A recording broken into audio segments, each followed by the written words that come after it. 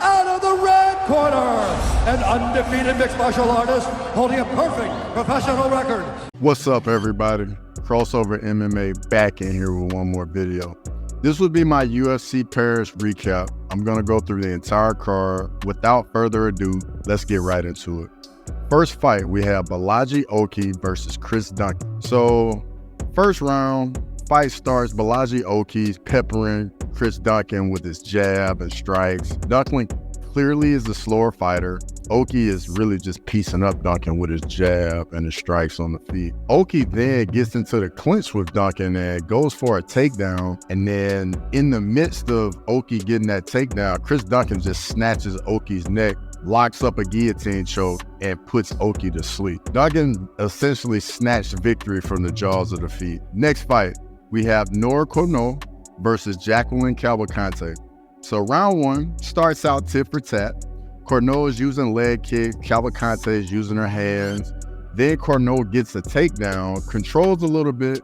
Then Cavalcanti reverses the position, gets back to her feet, and that pretty much sums up the first round. It was a very close round. It could go either way.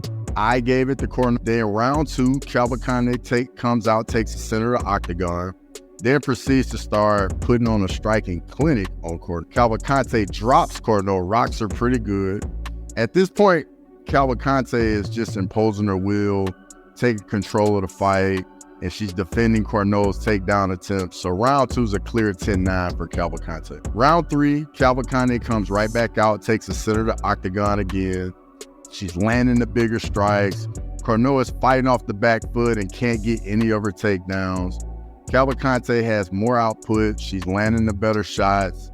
The body language isn't good at all for Cornolle. In my opinion, it's a clear 10-9 for Cavalcanti. And Cavalcanti wins a split decision, but in my opinion, it should have been a unanimous 29-28 worst case scenario. Next fight, we have Daniel Barez versus Victor Altamirano. So round one, Barez comes out, takes the center of the octagon, and very clearly lands a big right hand, drops Altamirano. Barez jumps on Altamirano, trying to get the finish, but Altamirano finds a way to survive, and it's a clear 10-9 for Barez. Round two, Barez comes out, takes the center of the octagon again. Altamirano at this point is trying to keep Barez at range by throwing a lot of body and a lot of head kicks. Barez lands another good right hand, but Altamirano is doing a better job of countering this round. Altamirano is doing a very good job of slipping that big right hand.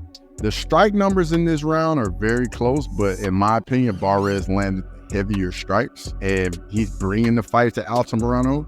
And then, Barez drops Altamirano again with the right hand, and in my opinion, it's a very clear 10-9 round again.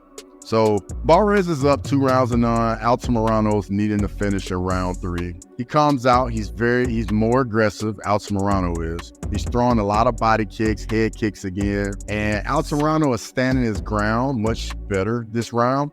He lands a huge spinning back fist that drops Barez. It's a very competitive round, but it's a clear 10-9 for Altamirano.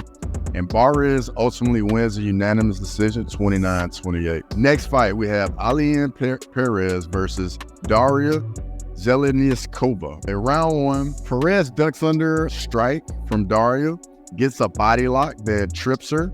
She then gets back to her feet, but Perez gets another body lock against the cage and gets another takedown. Then from here, Perez moves into full mount.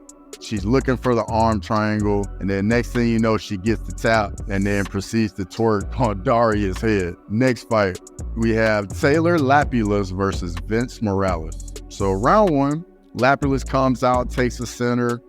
He's measuring with his jabs and a lot of lead hand fighting. Lapilus is throwing and landing a variety of strikes, jabs, body kicks, inside leg kicks. Lapilus is pretty much just finding his timing and finding his range very early. Morales' body and face are already showing signs of damage. Morales is having a tough time finding Lapilus, and in my opinion, the first round was a clear 10-9 for Taylor Lapilus. Round two, Morales comes out a bit more aggressive this round, but he still is having trouble getting to Lapilus. This round's a little dirtier of a round because Morales was trying to get Lapilus up against the cage and in the clinch some. but then Lapilus ends up getting free and starts walking Morales down. You can tell that Morales can't really figure out Lapilus or what he's throwing next. And at this point, Lapilus is just in total control, and it's another clear 10-9 for Lapilus. Round 3, Morales comes out and shoots a takedown straight away. Lapilus fights it off well and then gets back into space. It's another round of Lapilus being the more technical striker. Morales just can't find Lapilus in space. Morales finally gets a takedown with a minute left in the fight, but it's too little too late. Lapilus gets back to his feet, and it's another clear 10-9 for Lapilus, and he ultimately wins a 30-27 unanimous decision. Next fight, we have Ludwig Klein versus Roosevelt Roberts. So round 1 starts with both guys being tit for tat. Both guys are landing strikes, but nobody seems to have control. Klein is landing slightly more strikes, but neither guy is landing anything big. Ludwig Klein then lands a nice elbow in the clinch, and then Roosevelt Roberts follows it up with a nice head kick. It's a very competitive round, very close, but I thought it was a 10-9 for Ludwig Klein. Round 2 starts off with both guys landing again. Robert ends up opening up a small cut on Klein's left eye. Klein lands a kick and Roberts loses his balance and he goes down. Klein jumps on top of him, gets control, lands some strikes on top. Klein keeps the top control and easily wins the round with control time and landing enough short shots, and it's another clear 10-9 for Ludwig Klein. Round 3 starts with both guys throwing and landing some light shots. Roberts is having some success on the feet, but Klein shoots, lands a takedown. Roberts ends up getting back to his feet. Then Klein ends up landing another takedown with a minute left in the round. Roberts is still in the fight, but Klein has done just a little bit more in this round, and it's another clear 10-9, and Ludwig Klein wins a unanimous decision, 30-27. Next fight, we have Umar C versus Dao Woong Jung. So round 1, C comes out landing a bunch of leg kicks. I think he's just having a tough time finding the range. C definitely has a speed advantage. He lands a very good right hand, then a few kicks. And I think he was sensing that Jung wasn't countering, and he was really trying to put some more pressure on Jung. So he goes for a flying knee, but then Jung catches C with a big left hook, who then shoots a double leg after getting caught and gets the takedown. Jung manages to get back to his feet, but in my opinion, C clearly won the round 10-9. Round 2, Jung comes out a bit more aggressive, walking forward, lands a solid right hand. C responds with a right hand of his. It's a very close round. Both guys are landing. Nobody has really landed anything of consequence. C starts throwing combinations at the end of the round, having some success, but it ends up being enough to win the round, and C just starts to overwhelm Jung at the end of the round, and I think that ultimately won him the round 10-9. Round 3, C comes out throwing and landing strikes. Jung just isn't really throwing or landing much. Jung, and then on top of it, when he does throw, he's not landing anything of consequence or taking any real risk to land some big strikes. C is slipping, staying on the edge of the void. C is keeping Jung on the end of his jab and leg kicks, and in my opinion, it's another clear 10-9 round for Umar C, who wins by unanimous decision, 30-27. Next fight, we have Uwan Cutelaba versus Ivan Erslan. So round 1, both guys come out trying to fill each other out. 2 minutes in, Cutelaba comes rushing forward like he always does, ends up taking his back, lands a couple shots, and then Cutelaba counters with a big right hand. Then Cutelaba was coming forward, throwing some big shots. Erslan isn't really landing much and is on his back foot. Cutelaba is really bringing the fight to Erslan. Cutelaba then lands another big right hand that drops Erslan, and in my opinion, the first round was a clear 10-9 for Cutelaba. Round 2, Cutelaba comes out controlling the center of the octagon, throwing more strikes and getting ahead on the strikes. Both guys are trading shots, but Cutelaba's getting the better of the exchanges. Cutelaba then gets a takedown and then take Erslan's back with a little of 2 minutes left in the round. Erslan ends up getting back to his feet, but Cutelaba gets another takedown, and that pretty much secures the round. It's a clear 10-9. Cutelaba then comes out in round 3, throwing some big wild shots. Then he gets another takedown. Actually, he didn't get the takedown. He shot a takedown, but it ended up getting stuffed. Erslan ends up on top of Cutelaba. Erslan lays in Cutelaba's guard for a little bit, landing some short shots. Erslan is trying to posture up, but he doesn't find much success doing it. Cutelaba scrambles, and then they end up on the fence. Erslan wins this round, but it's just too little too late. So Cutelaba ends up winning a split decision. But in my opinion, it should have been 29-28 unanimous. Next fight, we have Ziam versus Matt Frevola. So Ziam comes out, keeping Frevola at the edge of the void, keeping him at range. Frevola lands a takedown, then jumps a ghillie. Then rolls to a mounted guillotine. Ziam manages to reverse the position. Then he starts with some big ground and pound. Ziam lands a big right hand and it wobbles for Frevola. Frevola is trying to get away, but Ziam is just all over him. Every strike at this point Ziam throws gets a big reaction from Frevola, and it's a clear 10-9 round for Ziam. Round 2, both guys come out looking to land. Ziam is landing the heavier and crisper shots. Frevola is having a tough time landing as he's slightly out of range. Ziam then lands a takedown. He gets back control. He goes for a rear naked choke at the end of the round, but Frevola survives, and it's another 10-9 for Ziam. So going into round 3, it's 2 rounds to none for Ziam. Round 3 starts. Ziam shoots a takedown underneath Vola punch. Vola gets to the cage to defend the takedown as Ziam has a body lock on him. Then Ziam gets the takedown. Frevola managed to scramble back to his feet up against the cage, and they're in the clinch, and Ziam then lands a huge knee to Frevola's chin and just puts him out cold. It's a brutal KO, beautiful KO. So Ziam wins by 3rd round KO. Next fight, we have Morgan Charriere versus Gabriel Miranda. So round 1, these guys come out and they just get right to clinching. A lot of 50-50 positioning. No one's getting the upper hand. Charriere lands a takedown, lands some ground and pound elbows. Miranda ends up getting back to his feet, starts coming forward, throwing some heavy shots. Charriere gets another takedown, but Miranda reverses the position and gets the back.